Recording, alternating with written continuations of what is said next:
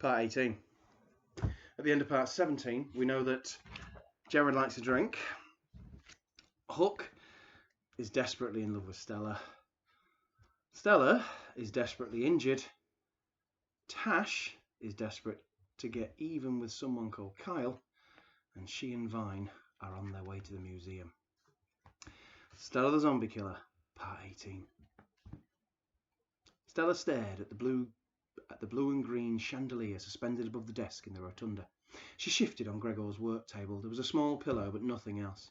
Even so, her eyelids were heavy, drooping as sleep tugged on them with heavy fingers. But she didn't want to sleep, not yet. The clawed fingers of death still groped at her ankles as she swung on the rope. The rough hemp of the rope still scoured the skin on her palms. The dizziness was still swirling in her head, making her feel sick as if she were drunk, and the memory of the pain in her shoulder was something solid in her mind, as if someone had opened her skull and held a light bulb to the back of her brain. "Don't fight it," said Gregor. "Sleep. I can work on you in the morning." "Did anyone ever tell you have a wonderful way with words?" Stella muttered. "No," said Gregor. He was bending over her, shining a light into one of her eyes. He had already cleaned and bandaged her arm, the stark white of the dressing brilliant against her black vest and filthy flesh, but the rest would have to wait until she had rested. "Not surprised," she said, trying to smile but looking like she had forgotten how. Gregor's head bobbed in and out of Stella's vision. The chandelier gave him a blue-green halo. "You're an angel," said Stella. Her voice was woozy. Gregor had injected her with morphine, and she felt nothing but sickness and memories. Gregor grunted. "Could do with one of those. Your new friend coming back?" "Gonna bring a friend. Gonna fly," Stella giggled. "Can't get in the front door. He'll have to land in the garden. Or could be mad. Meathead mad, jealous mad, runner bean mad. Can you get garden rage? Seems like you should. Hooke, the slug killer." "Sleep now," said Gregor, ignoring her rants. "It's the best rest you can get." "Don't like the view," said Stella, her voice sulky. "Don't like the view," she repeated. "You want some help to sleep?" She nodded dopily. Gregor grabbed a syringe from the cupboard beneath the desk. "Just the one shot," he said to her gently. "Just to help you sleep." He grabbed cotton wool and tipped a bottle of antiseptic up into it. Pulling her arm gently towards him, he turned it over to reveal the inside of her elbow. She was still streaked with sweat and blood and dirt. He dabbed at her skin with the cotton wool, revealing the tanned flesh beneath. Her muscles were small but dense, like rocks just below the surface of a running river. "It'll only hurt for a second," he said, hushing her as she groaned a little. He slid the needle into her vein and pressed the liquid into her bloodstream. Immediately her eyes drifted closed. "Take a little nap now," she mumbled. "Do the chickens tomorrow." "Chickens can wait," Gregor agreed. All night long the deads pushed against the solid wooden doors. Gregor had had one last check after helping Stella to fall asleep. There was no strain on the bars, the deads scraping and tapping no more hurtful to the wood than rain. No one bothered to watch the doors as all through the Victoria and Albert the survivors slept, fitfully, through the bland noise and the darker hours. Hooke snored loudly. Jared, his head spinning after he had vomited into the water reclamation unit, had rolled off the cafeteria benches and now cuddled his coat on the floor. Gregor had stared at the ceiling for a long time, memories of the deads he had faced and Stella's wounds racing through his mind. Across the city, not far, walkable in a time before, an angel slept peacefully in a once grand house in a once grand park. Tash and VIne never slept together. Tash wasn't even sure if VIne could still do what it was that people did when they shared a bed. She would, if he wanted to. She was lonely, and he was a good-looking man, a decent man. She'd met few enough of those in the past 3 years. Even before the crash, she'd met nothing but users and abusers. Only her brother had saved her faith in men. The one decent man she knew made all the others seem like they could be saved. VIne reminded her of her brother. She smiled as she stared at the ceiling. Sleep as elusive as kind men. The thought of meeting the Synosia was too much. All those times Tash had helped her brother with the lynxes. All those players, and none of them like the Synosia. The killer was someone worth working on. But that wasn't the job. She rolled over and screwed her eyes tight. Eventually, sleep came.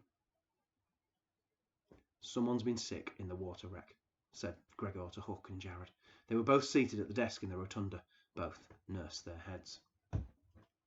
Stella's table was empty. Gregor had helped her to her sparse bed in the former gift shop. Hooke groaned. Wasn't me. Don't think it was me. He shrugged. Could have been me. It was me, said Jared, stirring from his torpor. I'm really sorry, Gregor. I'll clean it up. His thoughts had been on the wine rack in the kitchens. No use now, said Gregor. It's sucked most of it up. We'll just have to hold our noses when we drink. Hooke twisted his face in disgust. Nice one, Cap. Doesn't really matter, said Gregor to Hooke. You're drinking everyone's urine, remember? He turned back on Jared. But the lumps cause a problem. Sorry, Jared repeated. Hooke turned to Gregor. She okay? He said, nodding his head towards the gift shop. She'll be okay. Cuts and bruises for the most part. Suspected fracture of her left humerus. Gregor saw the blank looks and explained. The bone in her upper arm. The other two men nodded. Won't that affect her wings? Said Gregor. Gregor shrugged. They haven't worked in years. Wings? Said Jared. Shunters, said Hooke. All the strikers had them. Gregor nodded. They help them get past the defence in the games. An augment solidifies the flesh around the humerus and expands the bone, makes a battering ram out of the upper arm and shoulder. It's how someone like Stella could shunt someone like Hooke aside as if they weren't there. Jared was nodding his head, remembering. Don't try this at home, he said. It's what my son used to say. He used to shout it, like it was a chant or something. It was, said Hooke. It's part of the magic of the games. They were always open about the augments, but when someone could use them as effectively as Stella, it was magic. No one could do what she did. No one called her shunters shunters. She had wings because she flew at her opponents. She did things with augments that other gamers couldn't do, let alone normal people. Hooke smiled at the memory. So don't try it at home. Jared was nodding again. She's like a snowplow. She was, Gregor agreed, but that augment hasn't worked in a long while. What about the angel pieces, said Jared. There must be something we could do with them. It's similar tech, isn't it? Hooke shrugged. Not my department. He looked at Gregor. It might be possible, he said, but I don't know how. Her arm is broken, so that's the first thing we fix. As for the augments, he shrugged. She's got this far without them. Jared stared at Gregor through the fog of his hangover. He was thinking of the wine store, knowing that he could slip away, sort out his head. He shook himself. A fitter Synosia would be the best for all of us, he said, keeping his voice steady. It makes sense to try. It's a risk, a big risk. I'll get it wrong and we've got a one-armed Synosia. Hooke raised his hands.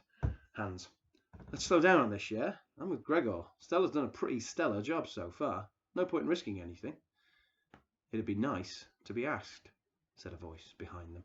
Stella glared at each of them in turn as she walked steadily towards the desk. Her left arm was held securely in a sling. Planning my future, boys? It wasn't like that, Stella, said Hooke. Stella ignored him and bore down on Jared. You're new, Mr. Jenks, so I'll let you in on a special secret. She leaned close to him. Her eyes were dark, sunk into her pale face. Jared leaned towards her. The bruise on his jaw was just starting to bloom. I'm not a tool, she said quietly. I'm not a key piece in your strategies. I'm not playing a game. I'm not the Synosia. But most of all, I'm not a damned snowplow. Jared nodded his head nervously. Of course not, he stammered. I just meant... He gave up, knowing that Stella knew exactly what he had meant. Stella turned on Gregor. Well, she said, what did you want to ask me?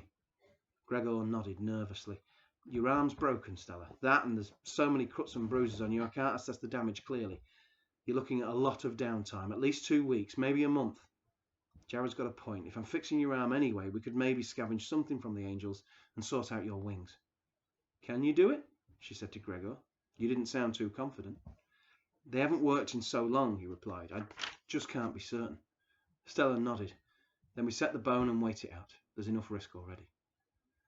What do we lug this stuff back for? Said Hooke, waving an arm at the angel parts on the tables. We should make some use of it. And we will, said Stella, but we'll do it sensibly, not stupidly. No need to run outside and throw firebombs. Hooke stared at Stella for a moment. No need to thank me, boss, he said. No need at all, she replied coolly.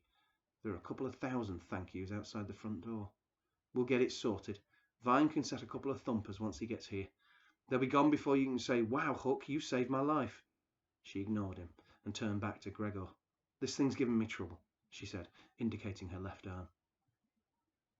Painful, said Gregor. Stella nodded. I'll give you something, then we can set it. I've no plaster, but a splint will do fine. Hooke threw one last glare at Stella and then turned and left. Jared watched him go. He maybe acted a little rashly, he said to Stella. But he did save your life. That angel had you. Stella glared at Jared. That angel had nothing. Her stare hardened, daring him to speak again. Jared nodded, lowered his eyes. Hooke tended his garden. He tied the beans that had fallen since the day before. He trimmed, he turned, he picked, his fingers green and brown, the nails filthy. "Can I help?" said Jared. "Can you stay on your feet?" Hooke replied. "I'm sorry," he said as Jared's face fell. "That was out of order.